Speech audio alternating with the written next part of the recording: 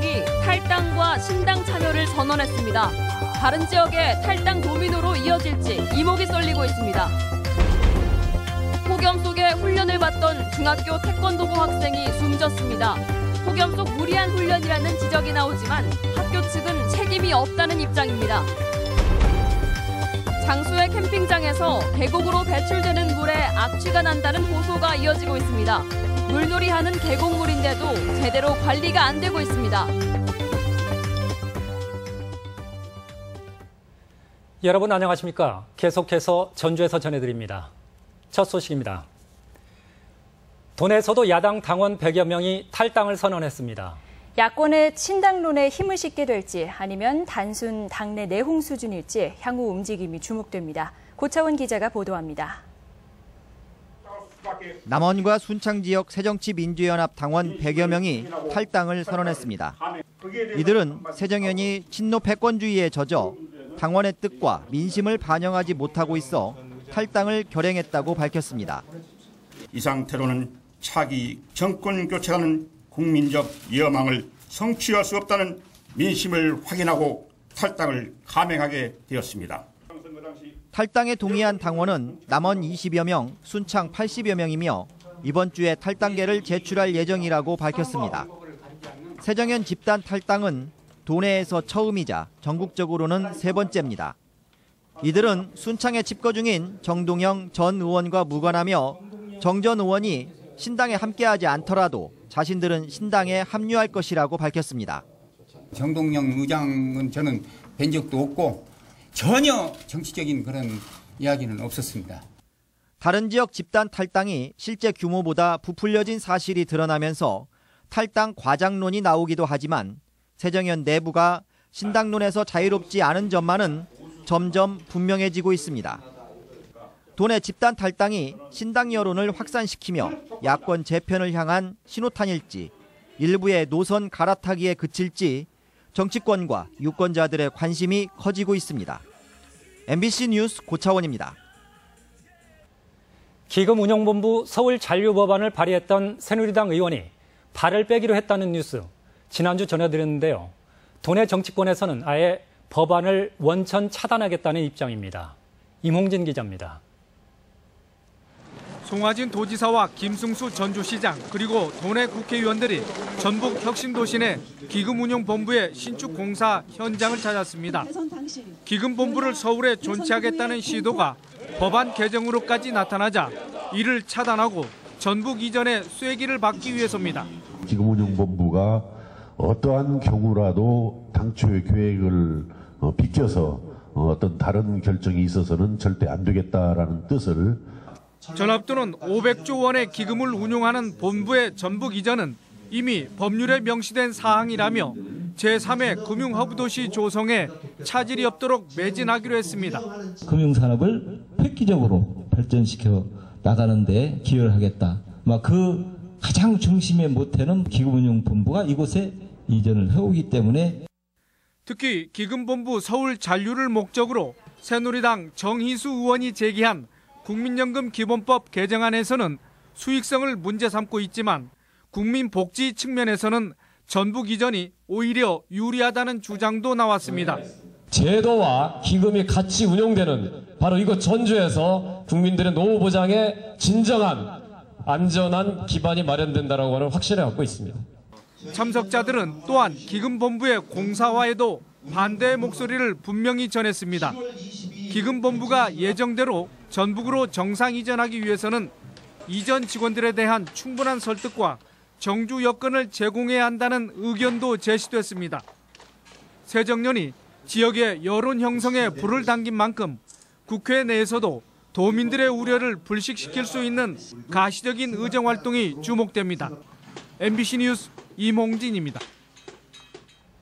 전주문화방송이 집중 보도한 인천공항 리무진버스의 노선 문제는 전라북도가 무제한 면허를 내준 때부터 예견됐다는 분석입니다.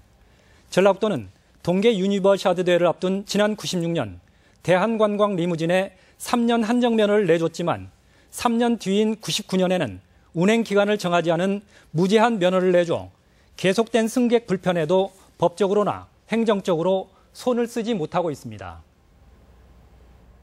중학교 운동부 학생이 체력 훈련을 하던 도중 숨졌습니다. 나흘째 이어지던 폭염특보 속에 운동을 한 것 자체가 이해할 수 없는 일인데요. 학교 측은 발뺌만 하고 있습니다. 보도에 강동엽 기자입니다.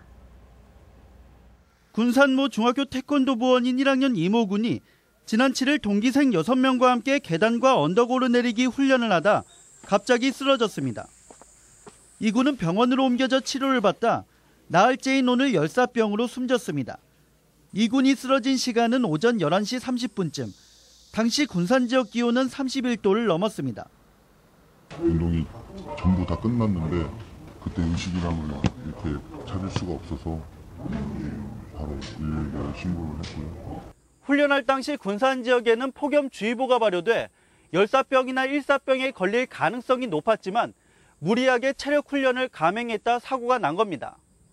학교 측은 학생들이 방학 중에 대회 준비를 위해 자발적으로 훈련하다 일어난 일이고 학교와는 무관하다는 입장입니다.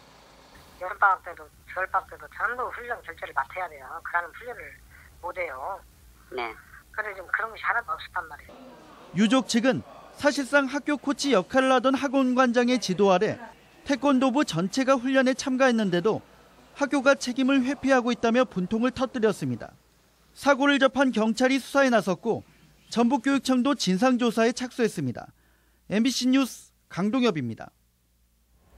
폭염을 피해 모처럼 찾아간 계곡에서 악취 민원이 이어지고 있습니다. 장수 방화동 계곡인데요. 장수구는 정화 처리된 오폐수라지만 야영객들은 불쾌감을 감추지 못하고 있습니다. 김하연 기자가 취재했습니다. 장안산 기슭을 따라 흐르는 장수 방화동 상류 계곡. 인근 캠핑장과 가족 휴가촌에서 흘러나온 물이 콸콸 쏟아집니다. 근처 자갈과 바위에는 유독 이끼가 심하게 끼어 있습니다.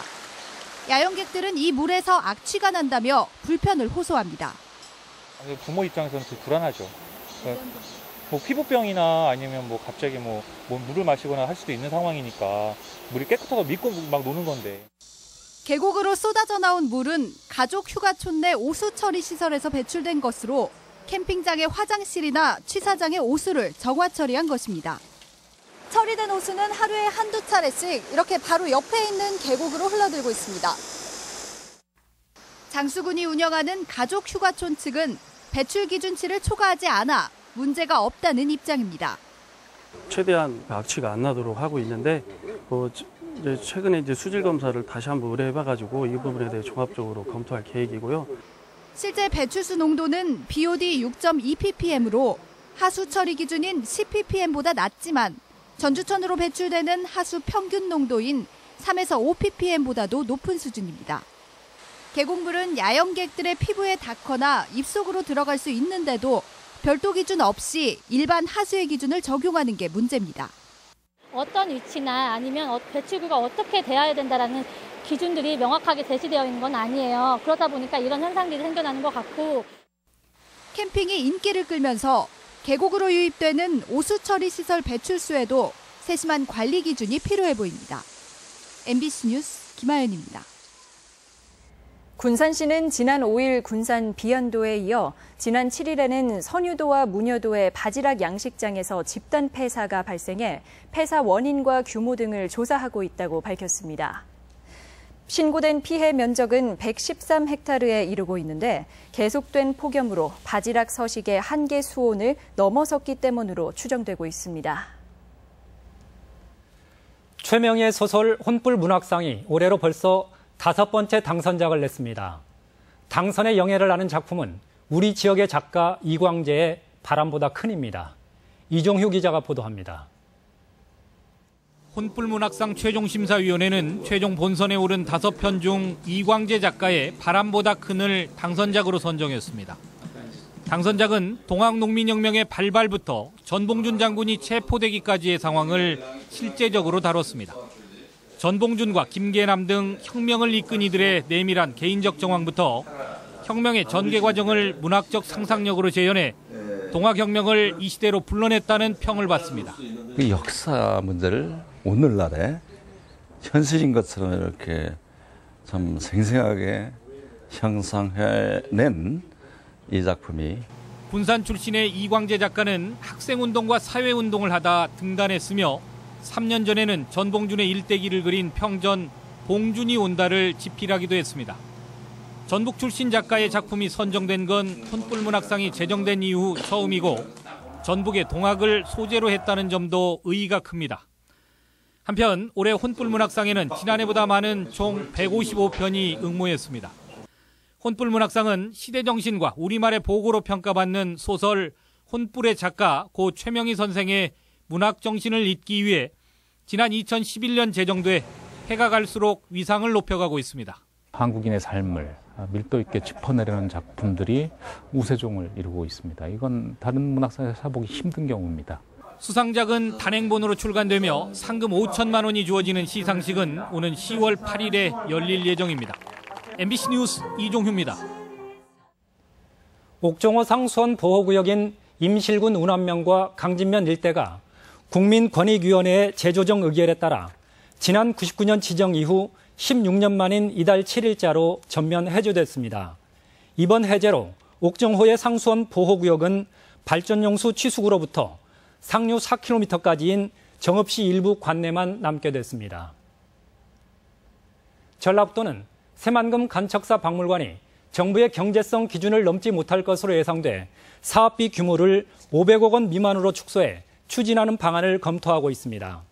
간척사 박물관은 당초 1,014억 원 규모로 건립을 추진했지만 예비 타당성 조사를 통과하지 못하면 사업 자체가 무산될 수 있습니다. 이어서 오늘의 간추린 소식 전해드립니다.